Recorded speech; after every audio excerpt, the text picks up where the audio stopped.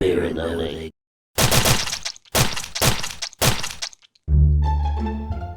Welcome to BnL Under Oath, the show where we go to your favorite breweries and pin down their brewers to get down to the brass tacks about their beers. Now, could you please, for the record, state your name? Absolutely. I'm Kelissa Hieber, head brewer, part owner of Goldspot Brewing. So for the record, is that where we are currently sitting? It is in our beautiful socially distanced patio. Excellent. Yeah. It is very nice for the record. It's very rustic, Yes. woody, absolutely. and gorgeous. And I have a beautiful view of Lowell Street right Yes, where everyone is speeding. here. Yes. Thank you, Kelissa. Would you now raise a beer? Do you solemnly pinky swear to tell something mildly resembling the truth today? Absolutely. All right, that's good enough for our lawyers. You're now officially under oath. Whoa, mama! Now, could you please briefly state for the record what beers we're drinking today? Yeah, so this is the Grassroots IPA with Idaho 7 and Lemon Drop. Excellent. You are drinking my recent bottle release, which is the Black River Imperial Stout aged in Law's Honey Bourbon Barrel. That is a mouthful. I believe that we're the only brewery that has these honey bourbon barrels, which is really cool. We have a really good relationship with Law's. And they're just kind of like the best bourbon barrel on crack, because it's not like there's a crazy amount of honey in there. It's just like the caramel and the vanilla are like amped up, and it's just really awesome extra complexity. We had a 3% pickup on the barrel because James, the head distiller, or the barrel manager over there, kept re-seasoning the barrels, so just dumping straight liquor in there. Oh, okay. And you taste it.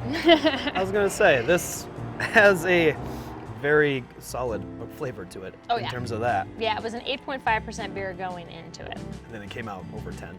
Yeah, 11.5. Oh, so would you consider yourself quite the barrel whisperer? You like playing with barrels? So I definitely do. You know, until I had an assistant, it was harder. We always had a few, but you know, we only have one bright tank. It was really difficult to manage that program. Sure. And you know, we have 6 different barrel-aged bottles right now. We're gonna always have at least 5. I just got some new rum barrels this weekend. We always do some wine barrel ones. So those are things that we've done before, but I was really limited in my time and my scope. So, you know, now we're having multiple kinds of whiskey barrels.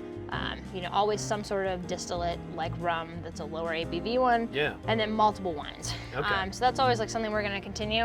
And then, yeah, I mean, like focusing on lagers and barrel stuff is really kind of where we've kind of pivoted in a lot of ways, and that's what I have the most fun with, because it's like 2 completely different sides of the coin, but takes the same level of patience, balance, and you really gotta know what you want to do. And for barrel beers like this, even though this one has more booze than normal, there's still plenty of beer there, because I always wanted to be a beer first. We've talked about some technical aspects of beer. Is there like one really super nerdy thing that you like about this beer? Whether it be like the barrels, the actual beer itself, or anything like that? You know, for this one, I was actually it turned out exactly how I wanted it to. Because sometimes I'm putting some kind of weird flavor interactions, and they just create these new beers, which are very fun. Like I have a rum barrel-aged passion fruit dragon fruit Belgian. And that beer, I was like, this is gonna be good, but I'm not sure what it's gonna be really, you know? Yeah. This one was like, I knew this base beer so well, you could really kind of just get a lot of the character from the barrel from the nose, and you're like, I know that I'm just gonna nail this component of it. And you know, we released it a little early because people are drinking seasonal beers earlier these days, but also like that little bit of heat that's there is only gonna like mellow out over time. I don't think there's a ton of heat to it. at No, all especially already. now for 11.5. I mean, yeah, and for being, I mean, how long has it been? So we like aged that prep? for 6 months in the barrels, Okay. which is about 2 months more than I normally do. I think a lot of people overage, and it's easy to do because you just kind of lose track of them. Yeah.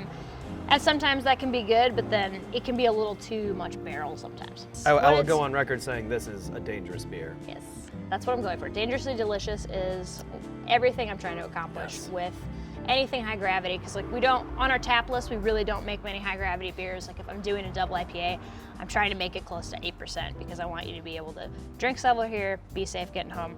And these are all bottled in an approachable size, so you could drink one here and it's about the same volume of the draft size would be anyways, but then you can also take it home. How many men still don't believe that you brewed this beer? Oh, yeah, especially in a beer like that.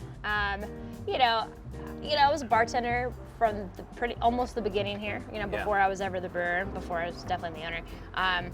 And at this point, I get a lot less of those questions, and I just say things with just a very assertive notion too. So, but yeah, you get it all the time, and just like the shock, like, what? You're the brewer? Definitely appreciate the background on the beers here. You kind of already mentioned this. You've had a pretty storied career in the brewing industry. Would you care to share for the record kind of your come-up story? Freestyle rap is encouraged, but obviously not required. Yeah, that's not me. Yeah, so I'm originally from Ohio. I started home brewing there at 21. Really quickly just fell in love with everything about beer. You know, it has everything you could want. It has the culture, it has the art, it has the science, and it just like is a fun community, and we really met some encouraging people there. Yeah. It was very obvious that breaking into the industry there would be really hard as a young woman. You know, I was 24 when I was trying to really get into there. Yeah. And it just, you know, and there wasn't really too many programs besides UC Davis, Seawolf, and a snowboard. So I was like, let's move out here. There's just a lot more chances to like stumble onto an internship or something like that. My first job here was working at Regis at Starbucks, and I heard about the craft beer program, and I was the first person to put in my application for that. It had a guaranteed internship, so that was the thing. I was like, once I get my foot in the door, there's no way like I'm not gonna be able to do this. So I hounded Nick Nuns from True because they were making just the best beer in town, and still are. And they were making some of the most variety, where you could get, you know, this amazing American brown ale and the most complex sour. And that's like, I wanted to learn everything, and especially at that point, I really wanted to get into some like sour program, and still wanted to start my own brewery from scratch. They were just growing so exponentially. They were never gonna be able to train a brewer. And I still, you know, I wasn't doing anything on the brew side during that time. I mean, I was strictly cold side, you know, kegging, you know, transfer, stuff like that. I was bartending here at the time as well. I was doing 50-50, so I started bartending at Goldspot. There was definitely more of a brewing opportunity over here, so I hounded the brewer here, Matt, took that assistant brewer job, and then about 6 months later took over head brewer. So I had my head brewer anniversary here August 1st, about 4 years. Awesome. And then me and two other people, and, you know, Ryan and Winnie DuBois, came in, and we bought the place about 2 years ago. Now, as an owner, has that affected how you view brewing beers at all? No, and you know, my position didn't really change, and you know, I wear a few more hats, but there were a lot of those hats I was already wearing. All right, well, we appreciate you sharing those thoughts on the record. It shall show that you answered with poise, passion, and only mildly intimidated my manlyhood. Now, I'd like to move on to another segment where we ask some more pointed questions in general. There's been some gender stuff going on in the brewing industry lately, among other things. I would like to touch on some of that. Do I have your consent to continue? Yeah, for sure. Excellent. Yeah. Do you consider fruit in a beer as a means of reflecting gender on whom is purchasing and imbibing said beer? You know, so I will say that I was definitely going into some unconscious bias when I first started. I just approached my beers more like a chef. That's always what I've said, because like I know the science I need to know, but that's like that's not like I'm not like a nerdy science brewer at all. I came from the humanities, you know, that was me. Yeah. But so I love using some fruit and all that sort of stuff, but it's got to be balanced. It has to have a purpose. But I definitely kind of thought, because we had done a really good job of having a nice mixed gender group here. We really have a nice mix of men and women here at all times. Sure. And I did think more women would drink those beers, but it's equal. Yeah. Like I had this beer called the Unicorn Floaty, which was a strawberry half. Great and name, I by was the way. like, it was a great name, but I was like, no guys are gonna buy this. So many guys bought it. This is a two-part question. We'll start with the first part. Do you think there is such thing as a girly beer? No, because whatever I would think in my mind as a girly beer would also like gay boys would love it. Yeah. So it's not like it's a taste thing. It's like it probably is going to be a little sweet. I mean, but that's still like such a stereotype. But it's like it makes you think of a specific thing. But it's like that sort of thought would never apply to anything that I make here, because I would never put those very like small like limitations on it. You don't just sprinkle estrogen in your beer every now and then? Yeah, absolutely. You know, No. because you're just like limiting. We had that sort of dialogue for a long time, and it really limited. I think we wouldn't have necessarily seen some of the seltzer and stuff like this if we hadn't have kind of had those dialogue for such a long time. Yeah, sure. And it's just so useless. Do you think that it's strange that the counterpart to a girly beer is a manly beer and they don't go with boily beer, and why no one ever would consider the previous one a womanly beer. Yeah, it's true. I mean, it's just some sexist bullshit. Let's be honest. I mean, you know, it's like there's no validity in that. Even if like there are certain people that you could, you know, get to sell it, you're just limiting yourself. Yeah. And you're just perpetuating some shit that this industry does not need.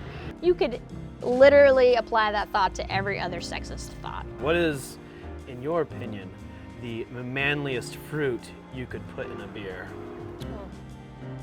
Oh, what's the fruit that tastes like dead people? Oh shit, I don't know, but yeah, that's that probably it. Yeah. All right, counterpoint to that, what would be the womanliest beer that you could put into? Oh, you mean refined, elegant? Yeah. Charming. Nuanced. Oh man. Dude, dragon fruit's weird as fuck.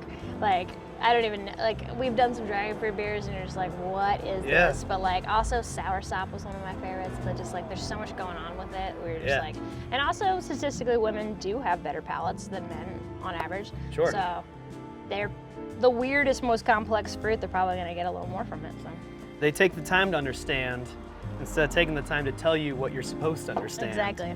So we have one last question for you. Back in the day, what was your favorite response to a gentleman who did not understand and or believe that you were the head brewer? Something sassy for sure. You but, know. Yeah, me. But I just would let it bother me way too much. Yeah. And you know, because I don't think that's even the biggest problem. I think like the rampant sexual harassment and just like bad, unsafe culture that like is abusive a lot of times, and those things are more of the issue than like if some jabroni comes in and like wants to sass me in my own brewery. We have some good representation and some amazing people who taught me a lot, and they've been in the industry for a long time. Yeah. And like, you know, Ashley and Bess have been in there for fucking ever. So, you know, we have some boss ladies there, and that makes it better though, because like, you know, the more representation that we can have, and the more like visible badasses like Alyssa and Brittany and all, and you know, all these people that are in there, then the less we're gonna have to hear about it. I mean, I used to work at a homebrew store, and I dealt with way more sexism there, because they're like, oh, you're just the cashier, right? And it's like, I'm actually the only one here who actually works at Brewery. Right.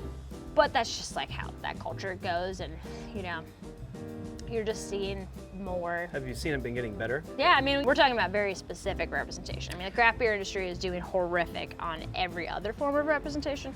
We've seen some really cool things in Denver, though. You know, we've seen several amazing Hispanic-owned breweries open. Yeah. You know? We have some really amazing female owners, female brewers. You know, we're seeing more people come up. I mean, I've still never had more than 4 women in my class at Regis ever. And we hardly ever have any person of color. I mean, there are a lot of things that we need to work on. But in specifically female representation, for sure, that is definitely getting better. This is a totally off the cuff question, but do you think that if we can get more inclusion, at least with women, that means we can really help open the floodgates for, you know, people of color, other minorities, LGBTQ? Well, I think it's the easiest one, you know, because it's like we've actually made some headway with that, and it's like we have really good numbers in that department, and we've obviously connected with gay as well. Sure. But I mean, I love going to races because it's like you get to experience this entirely different vibe, and getting to like experience different flavors and different cultures, and like we're just limiting ourselves for how cool craft beer can be if it just keeps being so white, you know. And it's like, yes, I think we've already like made strides with women, so keep that going. But it's like we just got to do it all. Yeah. You know? It's like, It's time to and it unleash. starts with having approachable beer though too, and it's like, and just connecting, you know, with your community. We've always been very aware that craft breweries are gentrifying spaces, and you know, this neighborhood used to be more predominantly Hispanic, and we tried to really do things involved in our neighborhood to, you know, make a difference and stuff like that. And that's how you bring other people in though too, you know. Being a good business and a good human. Absolutely. It's a weird concept, right? Right. It's small but simple. People love drinking for a change. It's like, it's great. Right. And then sometimes you'll get someone who's really hateful and like, well, it's one Colorado. I'm like, don't worry about it. And there's like 5 gay flags on the front door, so it's like, we told you. If you haven't figured it out yet, that's on you, brother. Thanks, Kelissa. That was an excellent like essence of Goldspot in yourself. Appreciate your time to share these thoughts for the record. Do you have any final thoughts? If you haven't been to Goldspot, check us out. Worth it. Sam Sly, this has been BnL Under Oath. See you next time.